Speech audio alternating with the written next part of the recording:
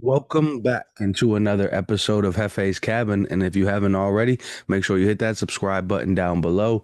But we're going to get into the Thursday night football review, followed by the Sunday football slate, of course. And for all my WWE fans, I have the Friday night SmackDown review and the Crown Jewel pay-per-view review episode as well at the end of this, towards the end of this broadcast. So make sure you stick around for that. But let's go ahead and get right into it. Up top, the Thursday night football review, where Jackson Dart and the Giants put their foot on that gas pedal from quarter one all the way to quarter four, and they didn't look back at all when they played the defending champs on their way to beating them 34-17. The Giants running back Cam Scattaboo had a day with 19 carries for 98 yards and three touchdowns. I swear, like I heard his name even more than that, but um, definitely love to hear the announcer say his name. That's definitely a name I could get used to hearing. And Jackson Dart, man, he rushed for one of his own touchdowns, of course, again, on 13 carries for 58 yards to go with it. He also threw for 195 yards and a touchdown pass as well, and that was more than enough to get that job done against Philadelphia and the Eagles. Eagles running back Saquon Barkley couldn't get anything done against his former team, like last time when he had 176 rushing yards. This time he only had 12 carries for 58 yards. Tight end Dallas Goedert definitely had a good day though. He had nine catches for 110 yards and Jalen Hurts' only touchdown pass as well. The Eagles have now dropped two straight games after losing last week's game to Buffalo and now this Thursday night football matchup to the Giants. They'll travel to excuse me, they'll travel to Minnesota next week, looking to rebound from that two-game slide and try and get back into the win column. While the Giants, they will travel to Denver, looking for that third win of the season behind quarterback Jackson Dart. And things are definitely looking promising with him um, behind or under center, and he even is still without wide receiver Malik Neighbors. So one can only imagine what the future will look like when Malik Neighbors is back next season and the Giants are at full force. But let's go ahead and get into some Sunday football. We have another London matchup this week, early morning matchup for the fans, 9:30 a.m. on this side, 6:30 a.m. over on that other coast. We got the 3-2 Broncos versus the 0-5 Jets. The Broncos and Jets meet in London with both teams headed in opposite directions. The Broncos won their last two games to get above 500 and now are tied for first place in the AFC West with the Chargers. Last week, the Broncos stormed back in the second half to take down the defending Super Bowl champion Eagles, and they look to bring that momentum all the way to London with them when they take on the Jets, who have dropped five straight games to start the season. Um, they are still only two games out of a wild card spot in the AFC, so I know, being at 0-5 and hearing that sounds absolutely wild at this point. But there's still a chance to turn things around for the season, but it has to start here in London for Justin Fields and the Jets. They will definitely need to get things going for sure. The Broncos are a heavy favorite in this matchup by a touchdown. My best bet in this matchup, though, is with Denver as well, with J.K. Dobbins hitting that rushing total of 68 and a half. The Jets don't have that great of a rushing defense. Their rushing defense is currently ranked 27th in the league. And with the Denver's overall defense ranked eighth, it's kind of hard to imagine the Jets really getting anything going. So I'm definitely going to go get Denver to win that ball game for sure. And my best bet is J.K. Dobbins to again hit over his rushing total of 68 and a half yards. And then we're going to go ahead and get into the 1 o'clock hour with the 2-1 Cowboys versus the 2-3 Panthers. After a strong showing against the Jets, Dak Prescott and the Cowboys travel to Carolina to take on Bryce Young. And the Panthers, the Cowboys will still be without their star wide receiver CeeDee Lamb, but they will look to get back-to-back wins for the first time this season. While the Panthers return home, looking to get back into the win column um, of their own for their own team. Lucky for them, they are 2-0 at home this season, and Cowboys former running back Rico Dowdle coming off one hell of a career high running rushing day, and he will be suiting up against the league's 30 well, I'm sorry, 22nd ranked rushing defense. So the message to Dallas, buckle up. These two teams faced last year in Carolina. However, this was without quarterback Dak Prescott, but the Cowboys were able to rattle off a 30-14 victory. My best bet in this matchup is definitely both wide receiver. I'm sorry, both running backs, Rico Dow and Javonte Williams, to hit that rushing total of 72 and a half. Um, Even being ranked 14th and in the rushing for Carolina's defense, I still believe that Rico Dow will be able to get the job done. With the eighth rushing offense and the third passing attack for the Cowboys, it's going to be hard to um, overlook that when it comes to playing them. But that defense has been improving over the weeks. But it's definitely still ranked at the bottom. Obviously, it's ranked from the beginning of the season until now. So the last 2 weeks only kind of helped boost it up a little bit, but it's still ranked bad. But they have gotten better on defense. Carolina does have a pretty not too bad of an offense, but they're still ranked fairly far and in between. But that rushing attack from Rico Dow will definitely be a huge boost for this team to get the passing game going. But I still have the Cowboys coming away victorious out of this matchup, and both running backs I do believe will have a good day. Both could possibly even see over 100 yards in this matchup as well. So look for that bet to come in as well. I believe there is a bet on on the tickers that have both running backs combining for over 200 rushing yards. That should be one to look at as well. But on to the next game, we have the 2-3 Cardinals versus the 4-1 Colts. And after a second half collapse to the Titans last week, the Arizona Cardinals traveled to Indy to take on Daniel Jones led Colts. Quarterback Kyler Murray has been limited in practice and is a game time decision. They're already down their star running back, and the Cardinals defense may not be looking the same when they try and get back into this win column against a high powered Colts team. Um,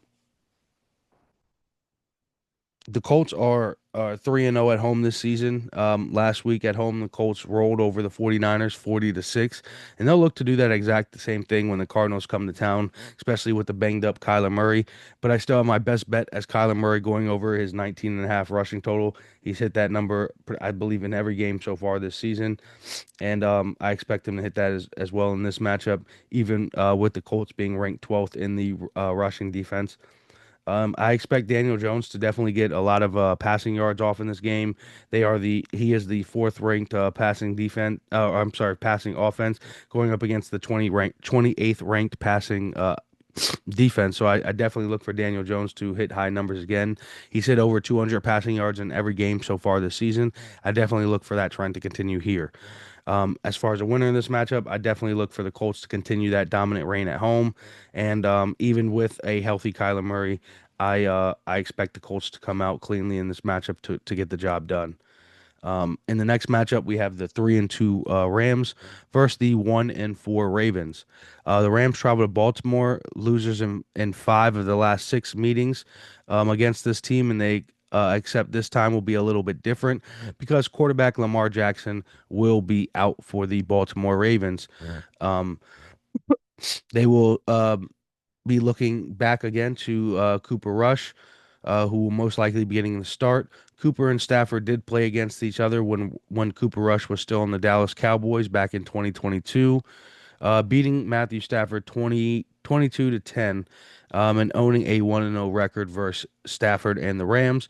Can he continue that on a new team? However, this Ravens team is pretty depleted at this time with injuries.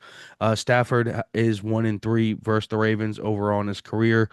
And he's coming off an overtime loss to division rival 49ers last week. So he'll be looking to bounce back against this um, pretty banged up Ravens team um, right before they head into their bye week after this game. So they'll be looking to get to that win prior to that. And Lamar is coming. I'm sorry. The Ravens will be heading into their bye week after this game, so they'll be looking to get into that win column over Stafford and right before they get Lamar Jackson back after that bye week. My best bet in this matchup is Puka Nakua hitting that 93 and a half receiving. Baltimore has a 31st ranked passing defense, the 29th ranked rushing defense. So we can even say Kyron Williams could have a day too as well. But with the number two passing offense, I'm going to lean on Matthew Stafford and Puka Nakua to have the day for sure in this matchup. I'm also going to expect the Rams to get the job done in Stafford to get that record a little bit better against the Ravens without Lamar Jackson. Cooper Rush, he is a good quarterback, and he is definitely capable 100% of getting the job done against the Rams.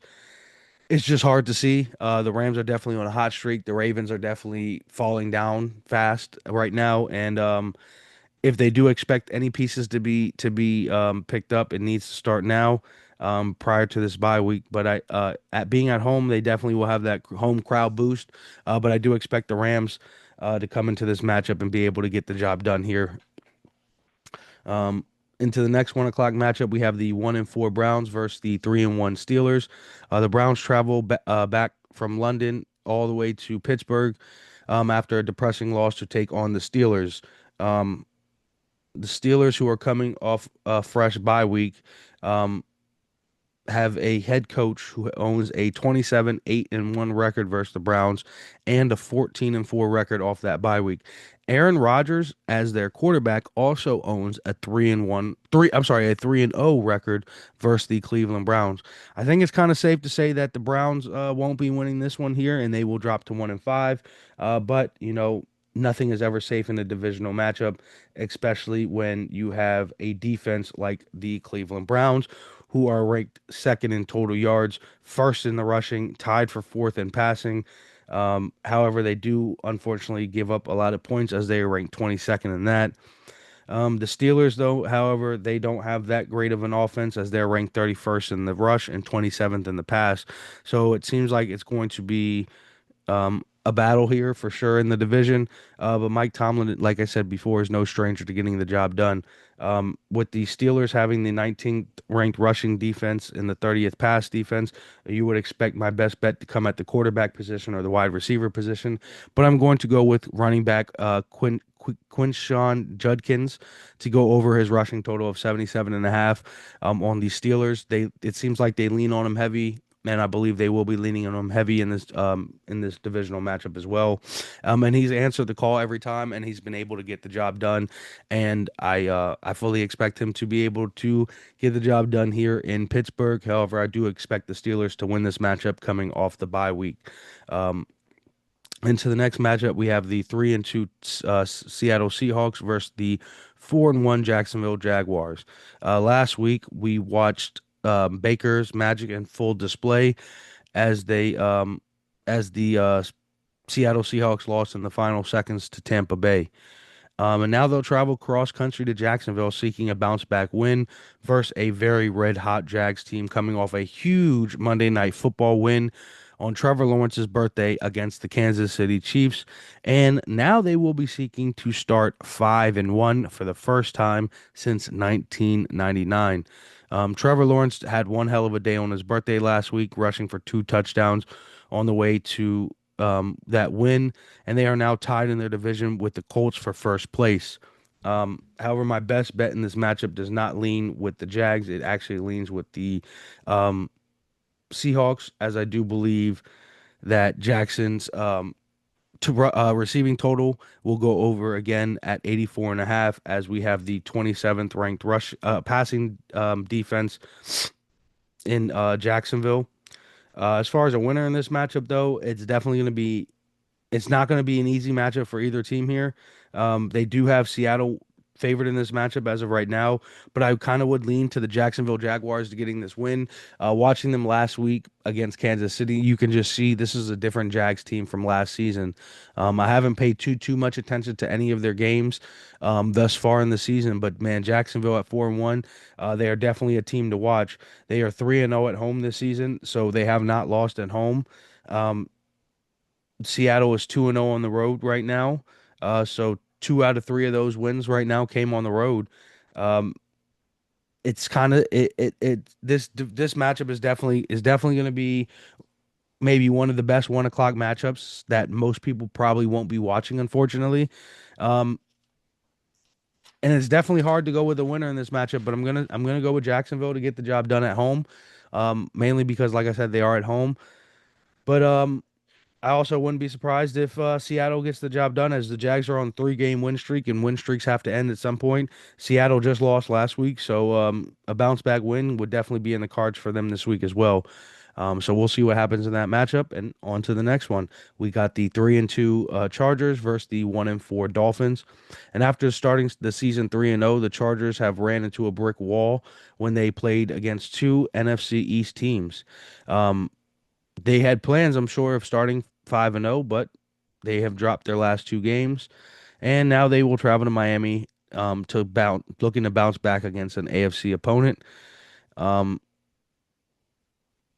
and the Dolphins, they are a team that have lost their star wide receiver Tyreek Hill. Um, they got off to a good start last week without him versus the Panthers, but they ultimately allowed them to come back in that fourth quarter and ultimately lost that game. They will look to bounce back against the Chargers. Justin Herbert is 1-2 versus 2 in his career, so they do have a little bit of history with each other. My best bet in this matchup is Darren Waller for the Dolphins going over that 39.5 receiving yards. Tua definitely looked to be focused and geared into passing the ball to him. As far as how this matchup will go, the Dolphins have the 32nd ranked rushing defense right now, but the Chargers have lost their starting running back as well in Omarion Hampton, so they're going to rely on their second string running back to get the job done. And they're also going to have to rely on their passing attack as well in Justin Herbert, who hasn't looked too good in these last couple weeks. So we'll see how he fares back in the AFC as he's playing the Dolphins. I do believe this is a bounce back matchup for the Chargers. I know the Dolphins, they are 1-4, and they definitely at some point have to bounce back as well.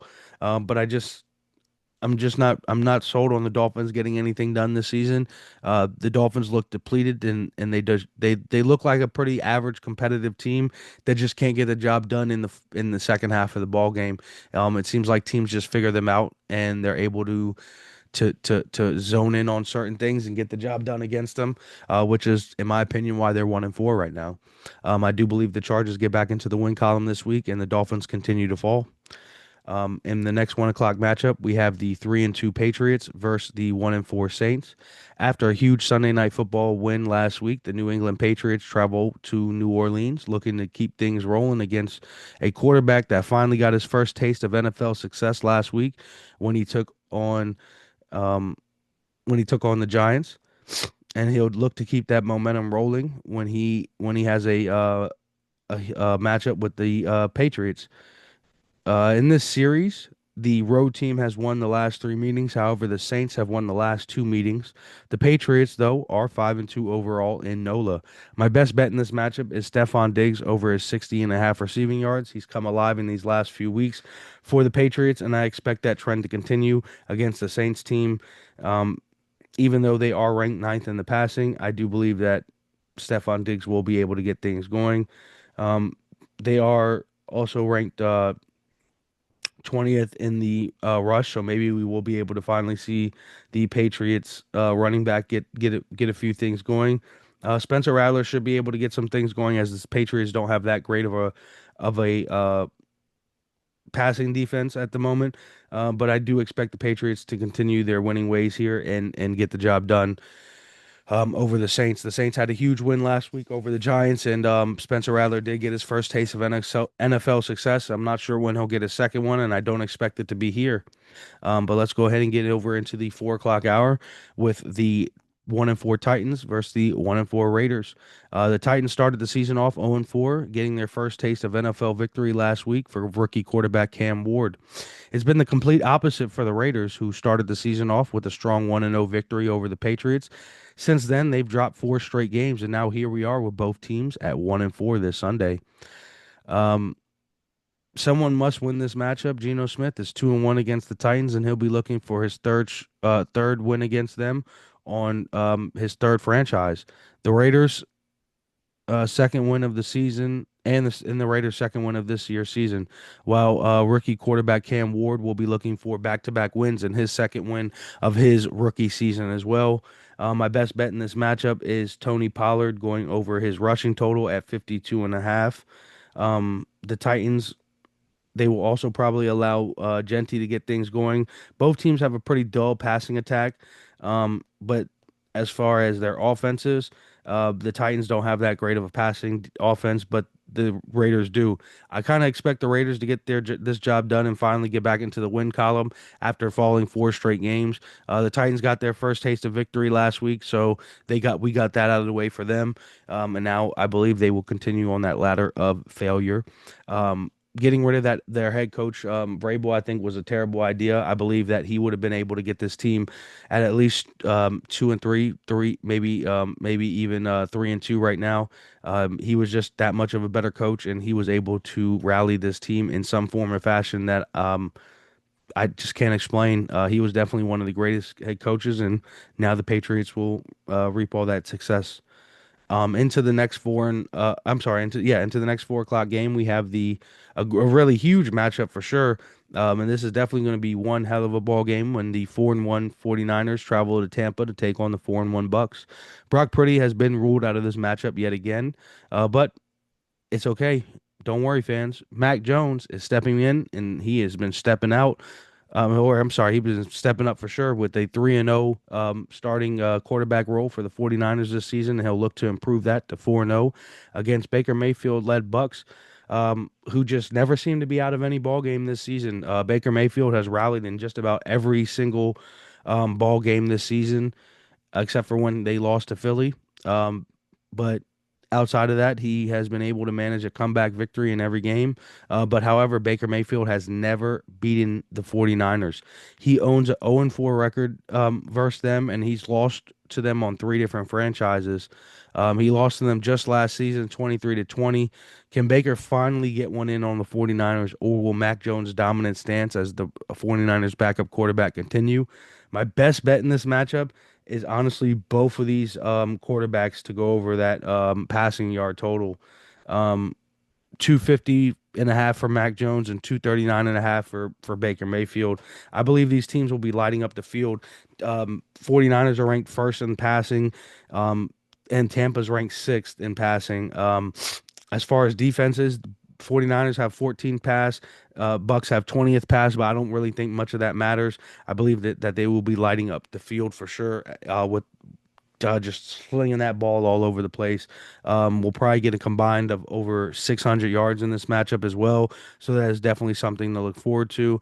And I believe one of these quarterbacks could be getting close to a 400 marker in this matchup. I think we could see a good amount of a passing attack in here.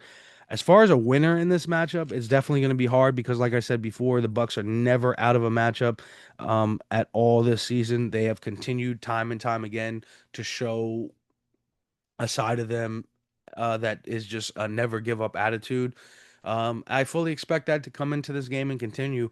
With Baker being 0-4 against the 49ers, it's hard to see him picking up a victory against them, especially the way Mac Jones has been playing football this season. Mac Jones and the 49ers have been playing a complete football um, style program, even without Brock Purdy. And it's hard to even insert Brock Purdy back into that lineup when he's healthy, the way Mac Jones has been playing with that team. But I I, I want to see the Tampa Bay team. I want to see the Tampa Bay Buccaneers win, but I expect the 49ers to win this matchup, and continue their dominance. But I do hope that the Tampa Bay is able to get that job done once again and get a comeback victory. But into the last 4 o'clock game, as we only got three of them this week, we have the 2-3 Bengals versus the 2-1 Packers. The Bengals finally pulled the plug on Jake Browning, trading for quarterback Joe Flacco, who gave the Packers their first and only loss of the season when he was on the Cleveland Browns. And now he seeks to do something that no quarterback has ever done before, and that's beating the same team twice in one season on two different franchises as the starting quarterback. Can he get that job done? But the Packers, they are coming off a bye week, and they will be looking to make up for that tie they had prior to the bye against the Dallas Cowboys. My best bet in this matchup is wide receiver T. Higgins going over his 41.5 receiving total. He hasn't really done too well this season, but I've been seeing a lot of workout videos between him and Joe Flacco, so I do believe that will be one of his favorite targets in this game. I do know that the Packers are ranked 11th in passing, but they're ranked second in rushing, so I don't believe they'll be able to allow the Bengals to get too much going on the ground, and they'll have to rely on the passing attack anyways. The Bengals have a pretty bad defense, so I expect the Packers to be able to get things going, and hopefully we don't see any rust from them. I do also expect the Packers to definitely win this matchup. They have the biggest spread for this weekend at 13.5. I'm not sure if they'll cover that spread, but it definitely will be a game that the Bengals will probably not be winning. However, like I said earlier, quarterback Joe Flacco is no stranger to coming back and winning games against them, as he did earlier in the season. So don't count the Bengals out just yet. But I'm going to lock the Packers in for this win. And on to some Sunday night football. We have a game that should hopefully be some fireworks in when we have the 4-1 Lions versus the 2-3 Chiefs. The Chiefs are favored in this matchup 2.5, and the over and under is at 52.5 points. The Lions come roaring into Kansas City, seeking their fifth straight win of the season. Patrick Mahomes and the Chiefs, however, will be looking to get back to 500 after losing last week. Jared Goff does own a 2-0 record versus Mahomes and the Chiefs, while Mahomes has a 1-1 overall record versus the Lions. The Chiefs have dropped under 500 last week after losing to the Jags on Monday Night Football. But this week it's going to be a very tall task against a strongly led Detroit team. Their defenses definitely are going to be the difference maker in this matchup. Right now, they have the Kansas City Chiefs favored to win this by a field goal, but I do expect the Lions to win, and that is my best bet for this matchup on Sunday Night Football is the Lions money line. That's plus money, and I do believe that is strong money. I believe that is easy money also. I fully expect the Lions to win this matchup. Kansas City, excuse me, Kansas City and Patrick Mahomes and the Chiefs this season have just not looked like themselves at all. There's been flashes of success, and even with wide receiver Xavier Worthy, they just haven't been able to get things done. Um, the Lions are rolling right now. They're looking for that fifth straight win of the season, and they're trying to prove to the world that first loss of the year against the Green Bay Packers was all a fluke. And I expect them to continue that dominance. I can't see the Chiefs winning this matchup the way they've been playing football so far this season. So I'm locking in the Lions, and that is also my best bet, Lions money line for this matchup. That is all I have for football at this time. So I appreciate everybody for stopping by, and we are going to go ahead and go over and get into the WWE. So for all my NFL fans that are heading out right now, I appreciate you guys for stopping by. Make sure you hit that like and subscribe button down below. And for all my wrestling fans that went ahead and moved all the way down to this broadcast for this very portion, I appreciate you all for stopping by. Make sure you hit that like and subscribe button as well. And let's go ahead and get right into SmackDown. SmackDown kicked off with Cody Rhodes hitting a promo for that Crown Jewel match that he had with Seth Rollins. Sami Zayn, after that, issued an open challenge. Shinsuke Nakamura, who we haven't seen in months, answers that challenge, and he ends up winning that match, however, by disqualification. However, that the disqualification was not made by Sami Zayn. It was the MFTs and Solo Sikoa who came out and attacked both men and laid them in the ring. So we know Solo's coming after the U.S. Championship with his MFTs. The next matchup we got for the evening was Stephanie Valqhuer and Tiffany Stratton versus Julia and Kiana James. This was definitely a good matchup, but Tiffany Stratton and Tiffany Stratton and Stephanie Valqhuer, of course, sealed the victory here. And then we got a huge tag team matchup between the Street Profits and Wyatt Six. The Wyatt Six, of course, reclaimed their tag team championships here in this matchup. But after this matchup, the MFTs came out, and where we thought we were going to get a huge brawl between both teams, all we really got was a major stare down, and even a huge stare down between Solo Sikoa and Nikki Cross. There was noticeably no Uncle Howdy there for that stare down, so one can only imagine what was going on and where he was and what's going to happen next. In the main event, we got Aleister Black versus Damian Priest in a last man standing match.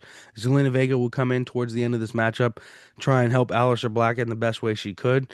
Aleister Black hits Damian Priest with some fire in his eyes to end up getting that victory here. And Aleister Black was the last man standing. And that it was it for Friday Night SmackDown. And we also had a huge Crown Jewel pay-per-view for all those that woke up and was able to get the ESPN app. We got 5 matches on that card, and we kicked things off with Bronson Reed and Roman Reigns in that Australian street fight. Bronson Reed, I'm sorry, Braun Breaker, Jimmy Uso, and Jay Uso, they all came out and got involved, of course, during this matchup. Roman Reigns did not want Jimmy and Jay out there. He wanted to do things on his own. But of course, with Braun Breaker coming out and trying to take Roman Reigns out, it was only right that the Usos came out to try and even the odds and help their cousin out. However, it was Jay Uso that accidentally speared Roman Reigns into a table, and then would turn around to a spear of his own from Braun Breaker that would ultimately lose Roman Reigns' matchup after a tsunami by um, Bronson Reed. But prior to that tsunami, we saw Jimmy Uso take a spear as well um, from Braun Breaker. So it was an unfortunate event. After the match, we did see Roman, Jimmy, and Jay all in the ring. They were sitting there in the ring. Roman said what he had to say, and he left. And then Jay said what he had to say to Jimmy, and then he left. So there's a lot of tension between the bloodline right now, and one can only imagine what's next for all those men. After that, we got Stephanie Valqhuer versus Tiffany Stratton in the huge Women's Crown Jewel Championship matchup. Tiffany Stratton coming into this matchup was undefeated in the 2025 calendar year, but unfortunately, everybody has to lose at some point, and this is where her huge reign ended of being undefeated this year when Stephanie Valqhuer claimed that Women's Championship for in Crown Jewel. After that matchup, we got our last time ever between John Cena and AJ Styles. Prior to this matchup, we did learn, if you guys didn't know already, that AJ Styles will be retiring next calendar year. So this is definitely the final time that we will be seeing John Cena and AJ Styles together in a matchup. This was the rubber match between John Cena and AJ Styles, as AJ won their first two, and now John Cena has won their last 3 matchups. Definitely a great matchup. There was so many different finishers that I couldn't even begin to start to name that we saw on full display in this match as well. But it was a great final matchup for both of these guys, and can't wait to see what's next for AJ Styles. And John Cena, I believe, has 2 more final opponents left. Can't wait to see what's next for that. Um, in our next matchup prior to the main event, we got another tag team matchup with Asuka, Io Sky versus, I'm sorry, Asuka and Kairi Sane versus Io Sky and Rhea Ripley. The winners of this matchup were Io Sky and Rhea Ripley, of course. In my opinion, there was no chance the Kabuki Warriors were coming out with the victory here. And then in the main event, we got Cody Rhodes versus Seth Rollins for the Men's Crown Jewel Championship. Prior to this matchup, we have a backstage segment where we saw Paul Heyman, Braun Breaker, and Bronson Reed. And Paul Heyman was telling the guys to stay away from this matchup. Um, in the end, it was Seth Rollins who definitely came away with the victory and finally beat Cody Rhodes. Um, in my opinion, I believe the storyline was pretty much set from the beginning for Seth Rollins to win this matchup. I don't. I think Cody Rhodes was already ready to lose this matchup. Seth Rollins had to win this matchup. In my opinion, if Seth Rollins lost this matchup, then the vision and everything that Paul Heyman was saying is very much true. Even though it is brought into the storyline, those are all facts. It kind of, in my opinion, for fans and everybody in general, the vision would have just been absolutely pointless had Seth Rollins lost this matchup. It was very also important for Seth Rollins to beat Cody Rhodes on his own as well. So that was very, very key for both things to happen, which they did happen. So we'll definitely see what happens with Monday Night Raw, and I'll get to that in the next broadcast. So make sure you guys hit that subscribe button down below. I appreciate everybody for stopping by the cabin, and until next time, I'll see y'all then.